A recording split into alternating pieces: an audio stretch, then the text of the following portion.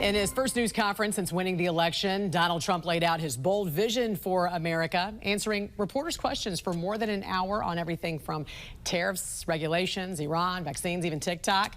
Joining us this morning with more on some of the big takeaways is Trump's future White House press secretary, Karoline Leavitt. Good morning to you, Karoline. Also, congratulations on your new role, the youngest press secretary in the nation's history. Thank you so much, Jen. It's great to be with you. Thanks for having me. Of course. I want to start with what President-elect Trump said about restoring our nation to full prosperity. Of course, one of the top issues for voters, he said preparations right now are underway to slash massive job-killing regulations. What are some of the reforms we can expect? President Trump is going to unleash his America First economic agenda on day one, within minutes of taking the Oval Office. Much of that can be done with executive action. And as President Trump promised on the campaign trail, he's going to do a few things for the American people and the American worker. One, slash regulation. You heard him talk about that yesterday. Push a massive deregulatory agenda. For every new regulation on the books in the United States, President Trump and his administration are going to slash 10. Secondly, unleashing our energy independence. In his first term, we were an energy-dominant country. That has changed over the past 4 years, which is why we've been dealing with record-high inflation. So on day one, President Trump will take executive action to fast-track permits for fracking and for drilling to get this economy moving again and bring down the cost of living for the American people everywhere from the gas pump to the grocery store. And then thirdly, he's going to use the leverage of the United States to start negotiating good deals again. You've already seen him do this as president-elect, putting out statements when it comes to tariffs.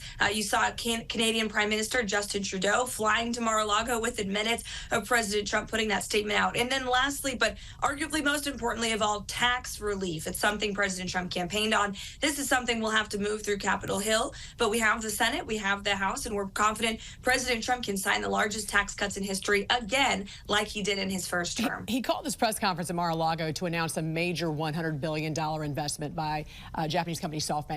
Where will we see these investments and how many American jobs will this create?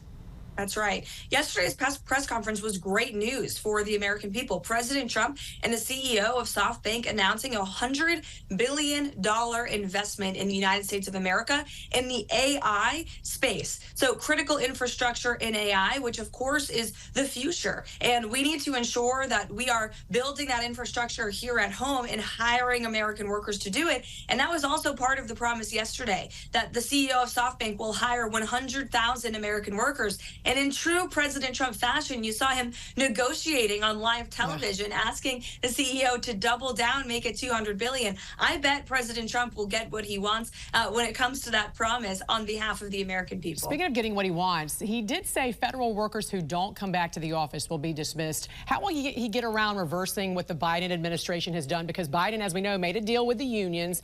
Now, the union president is saying collective bargaining agreements entered into by the federal government are binding and enforceable.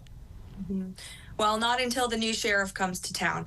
Things are going to change in Washington, D.C. The American people are sick and tired of seeing bureaucrats in Washington who don't even show up for work, living off of their taxpayer-funded salaries. Our federal government is way too expensive, way too big, way too burdensome. All Americans agree with that. And that's why President Trump has created DOGE, the Department of Government Efficiency, which will be an outside organization that serves to consult the government and advise them on ways that we can cut back on waste. One of them is getting rid of this massive federal workforce, or scaling it back significantly, I should say. And this will, of course, be led by Elon Musk and Vivek Ramaswamy, two highly respected businessmen in their own rights who have run multi-billion-dollar companies and know what they're doing when it comes to slashing waste and getting the government moving. Until the new sheriff comes into town, the current sheriff, Biden, in his final weeks, also trying to sell off pieces of the border wall.